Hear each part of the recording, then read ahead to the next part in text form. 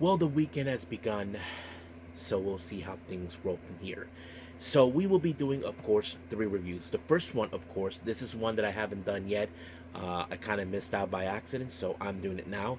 New Japan, as you probably know, they are on the New Japan road to Karatsu for the ignition of Dominion. As you know, this is their next big show that'll happen in Osaka Joe Hall, and of course, the main event features Yota Tsuji and Shingo Takagi of the Unbound.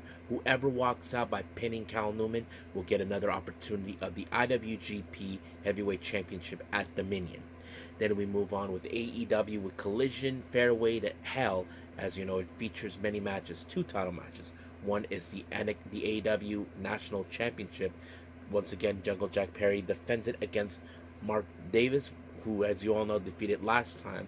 And of course, Darby Allin will defend the AEW World title against someone he has dealt with in the past, but this time in a match which is a no countouts. So that's going to be rules. But there are other matches too we will follow. And then finally, of course, with WWE with Backlash, featuring many matches, of course. And it's going to be a lot of intensity on this one. I'm sure many of us are looking forward how this will proceed on. We have Io Sky versus Asuka. We have Danhausen with a mystery partner to take on Kit Wilson and The Miz. The WWE World title will be defended. Jacob Fatu aims for this belt against Roman Reigns, and that's pretty much it. And then, of course, we have a very short news updates for all of you to give you guys updates on what's been happening in the world of wrestling, such as what events the promotions are thrown out, who's booked, what matches are set, including developments that are happening in the world of wrestling as we speak. So, let's get ready for another episode of the Deleted Wrestle Zone.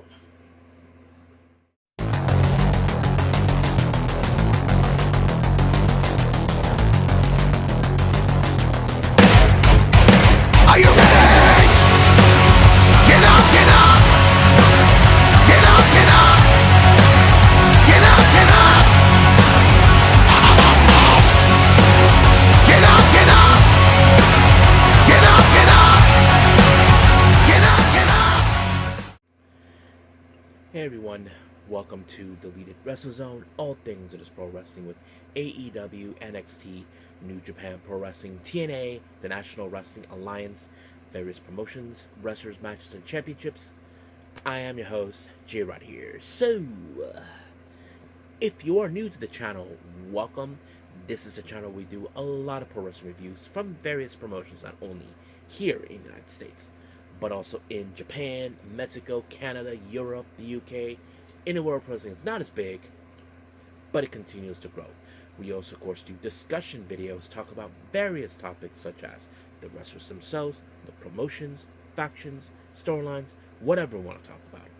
We also, of course, do more news updates. If certain information is unable to be on this episode, we can either put it on the next one or on a separate video by itself. We also, of course, do some real-time news updates to keep you guys on alert if something has happened in the world of wrestling that needs to be addressed ASAP. We also, of course, got the Nagi Sayaka Watch and various other cool wrestling content as well. So if you like what you see, please subscribe to us and click on that subscribe button. You'll be getting a lot of daily reviews and other cool wrestling content as well. But if you like this episode, please give us a like on the like button or a nice comment in the description down below. Now, enough of the jibber jabbers. Let's get started. So let's begin with New Japan Pro Wrestling with New Japan Road in Karatsu, Ignition to Dominion.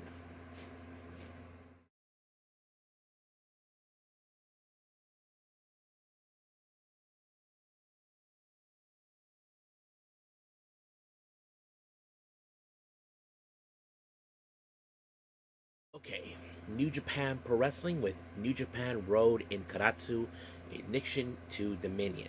So this happened on the 6th of May, and we're almost 1 month away for Osaka Joe Dominion.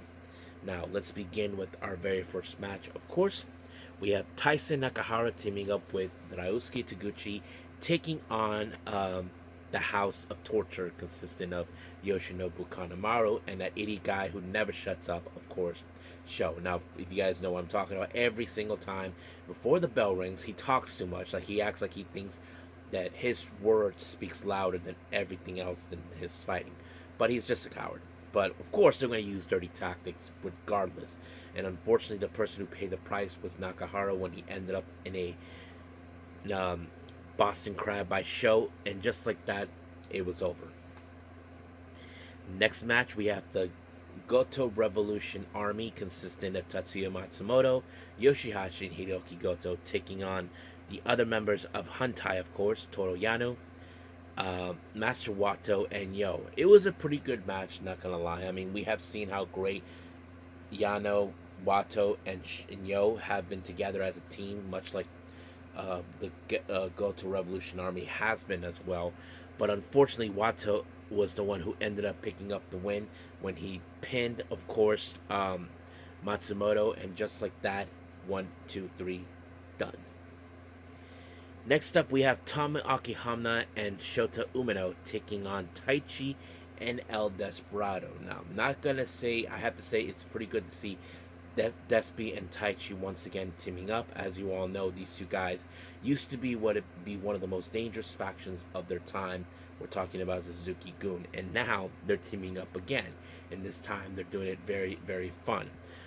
But in the end, it was Taichi who picked up the win. He almost had Goto in the Black Manifesto, no, Hamna in the Get the Black Manifesto, but however, he was able to pick up the pinfall, which was very surprising, and I thought it was pretty amazing how he picked it up. Next match, we have Masatora Yasuda teaming up with Yuya Uemura, taking on TMDK's Kosa Fujita and Rohei Oiwa. Now remember, Oiwa and Uemura are dealing with each other due to the fact they're part of the same class together as Young Lions, and now they're dealing with each other again. But this time, of course, it was Fujita who picked up the win by applying his submission move onto Yasuda, and just like that, Yasuda just tapped out, and it was completely over right from there.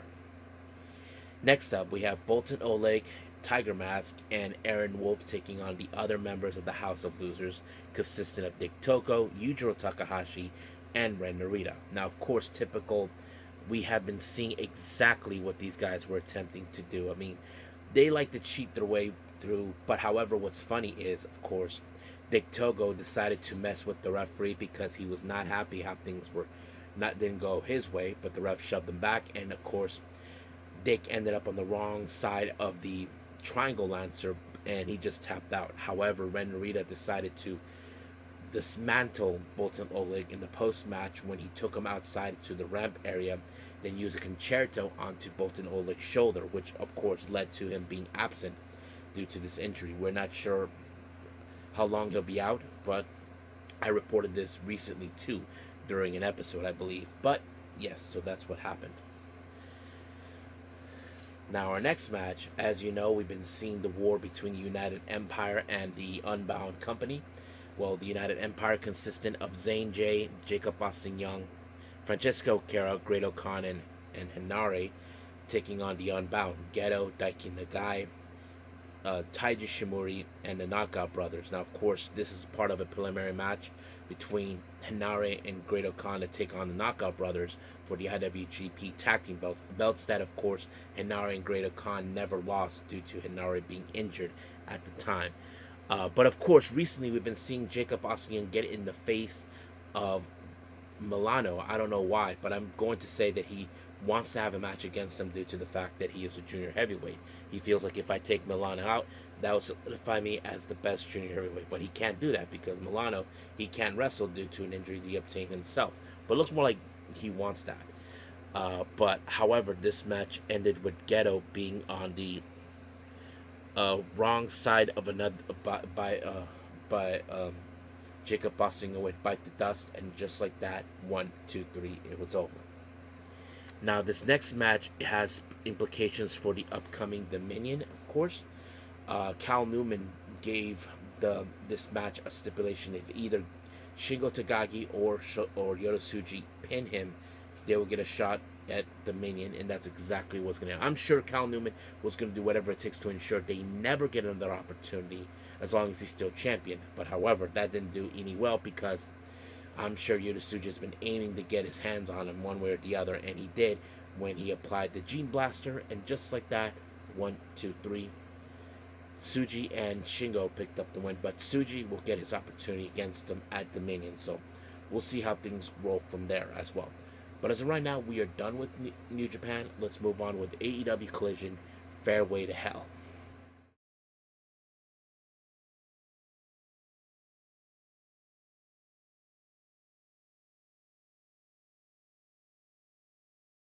Okay, AEW Collision, Fairway to Hell. Now we opened up with, of course, the AEW National Championship on the line. Uh, Jungle Jack Perry defends it once again against a man he has beaten already, Mark Davis. But however, of course, Don Callis being the big baby, I want that title, I want that title. Yeah, he thinks that he deserves all of it because he thinks he's some sort of genius. No, he's just a prick because he cries too much with big diapers. But anyway, of course, the match was going great from the very beginning. But of course, Don Callis, who thinks that, oh, I don't want this, it's corruption, he decides to run into, of course, to the ring.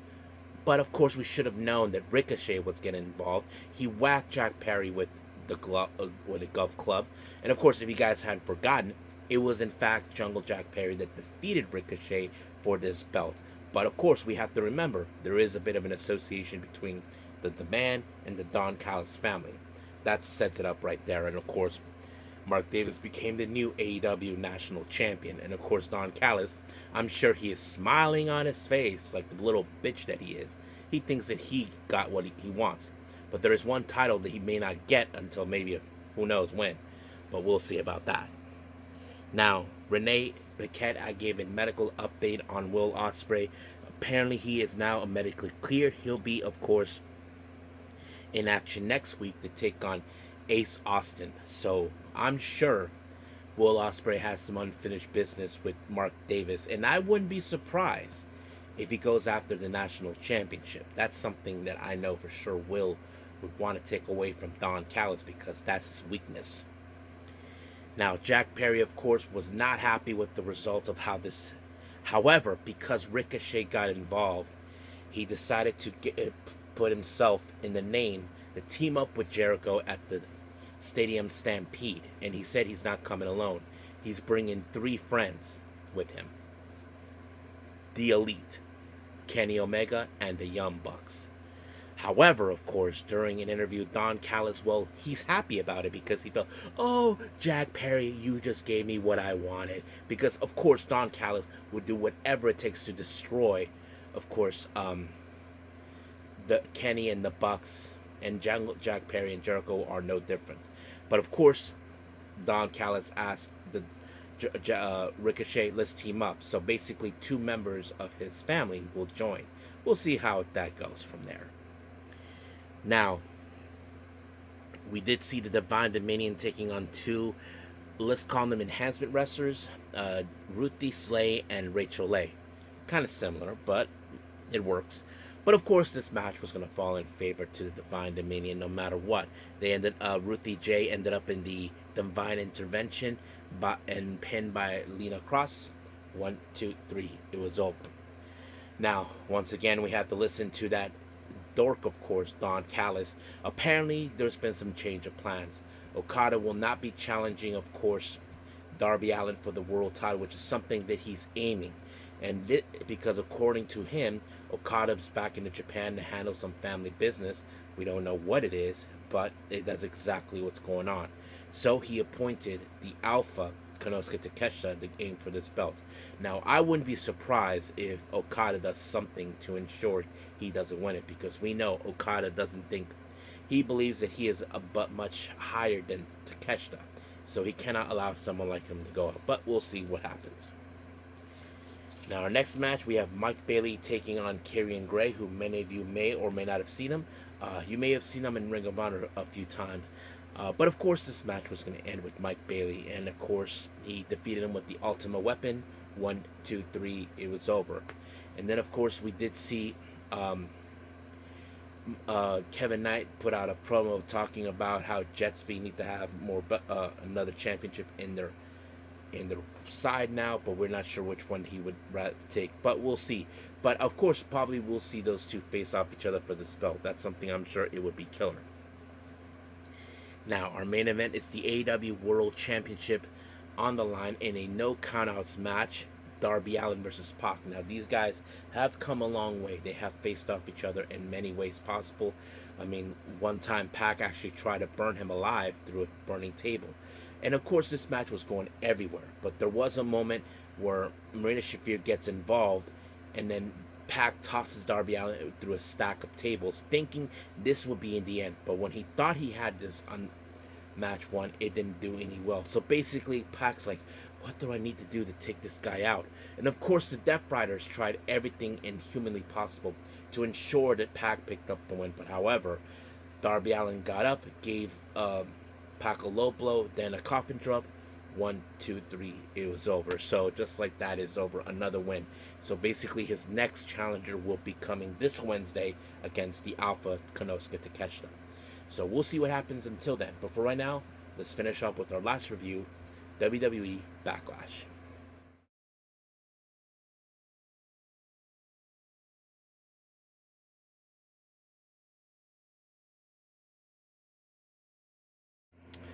Okay, I decided, why not?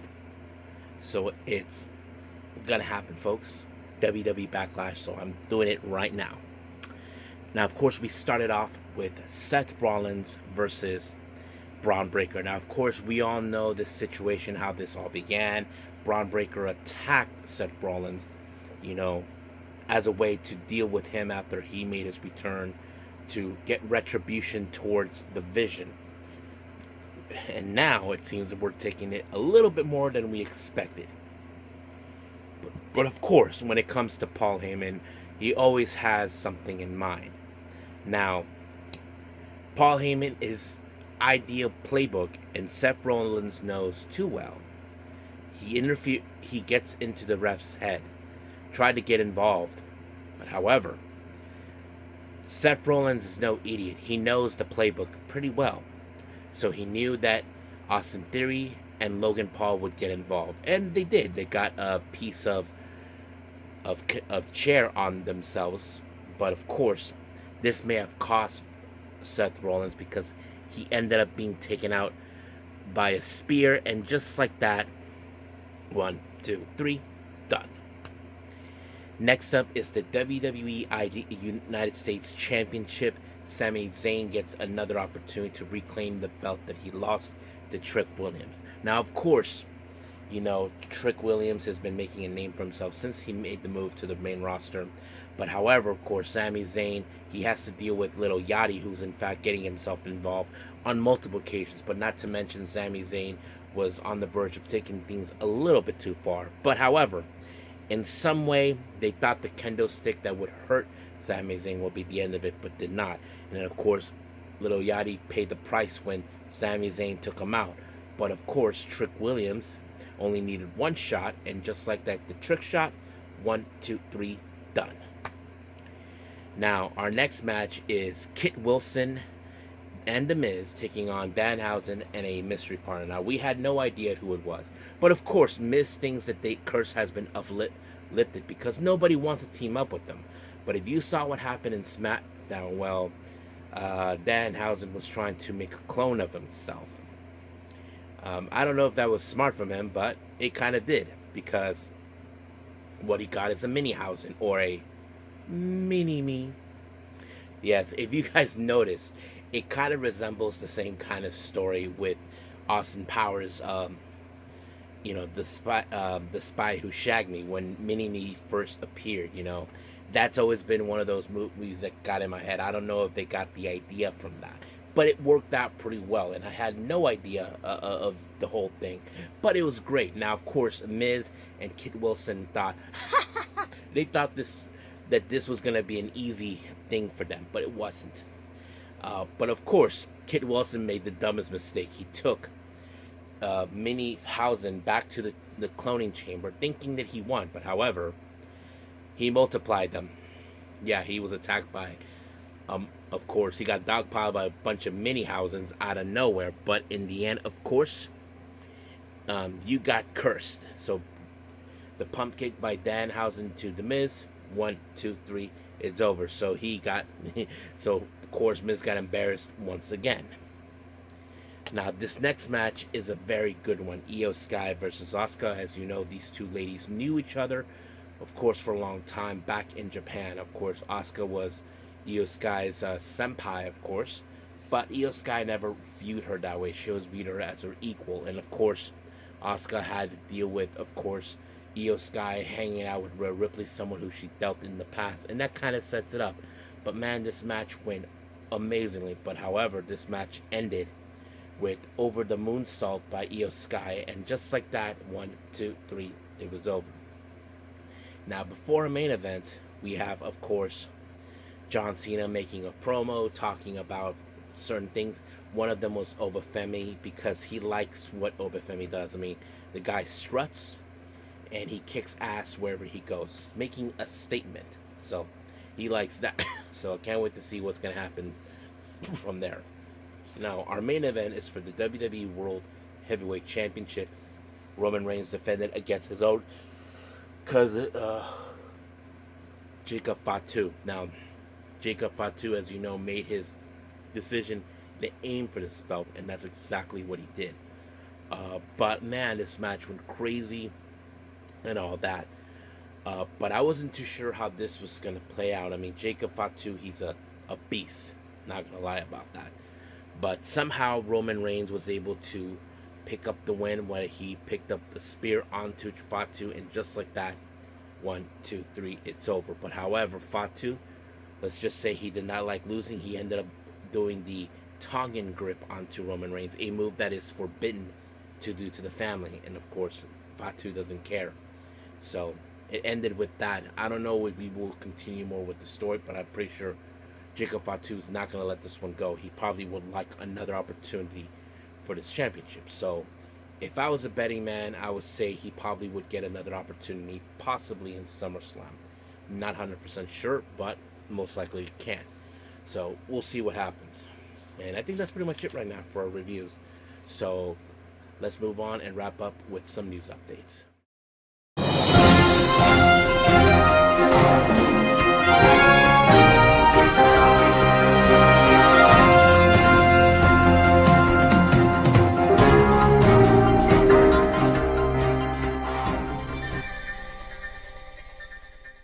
Okay, so welcome to our news updates. Now, we only have one update on upcoming events, and this one's from GCW, Life of Crime, that will happen in Phoenix, Arizona on the 28th of June. They just announced Hollywood Haley J taking on Brooke Havoc. Now, on to some developments. D-Von Dudley, of course, many of you know him from part of Team 3D, and of course the Dudley Boys. Well, he went on saying that TKO is going to ruin the wrestling business, and I think many people can agree on that. Some people are agreeing on many things because of the situation that's been going on recently. As you know, they released Kyrie without any explanation. They even are cutting the pay for certain wrestlers. I mean, we know that WWE pays certain wrestlers a huge amount of money, but TKO wants to cut that, and that's causing another problem, losing their top talent over this, and that's pretty much it. But it seems that TKO are also getting involved in this matter. Now, a former producer said about the TKO's involvement over the creative team, like they are somehow getting involved and interfering what they're trying to do, and it would make sense about that. So I wouldn't be surprised. Now, I didn't say this during the review. They just revealed the identity of Minihausen. It turns out the Minihausen used to be known as El Torito, who you guys remember, where they had those matadores. He also was Mascarita Dorada, and he's currently also Mascara Sagrada. So Mascarita Sagrada, of course. I've seen his work. He's phenomenal, and it would make sense because Mascarita Sagrada is in AAA. It would make sense that they brought him in, and I'm sure many fans will try to figure that one out, but I'm glad that they used him. And finally, of course, D-Von asked one interesting question to Scarlett Bordeaux and her husband, Killer Kross, about the possibility of going to AEW. And this is what they said during an interview. Let me pull that up real quick for all of you.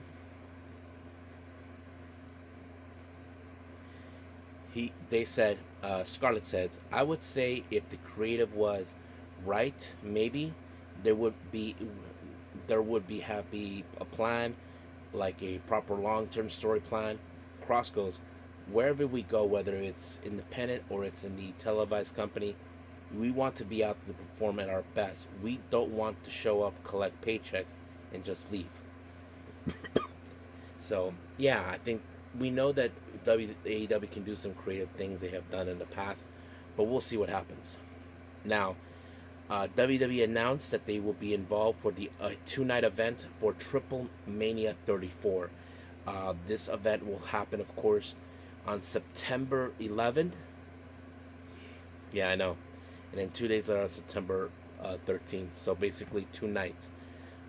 So if you guys are not familiar with Triple Mania, they basically, of course, it's one of their version of WrestleMania down in Mexico with them. So it would make sense. So I think that's pretty much it. So let's call it a day. Well, I hope everybody enjoys this episode. Coming up, well, I haven't decided yet what I'm going to do, but we'll see. I need to catch up with one more Stardom event, and of course with the Choco Pro and maybe some other events. We'll see how things will roll from there. But as of right now, I'll leave things as it is. So until then, I will see you guys in the next DWZ time, same DWZ channel. I must bid all of you adieu. So, goodbye, and have a nice day. Bang.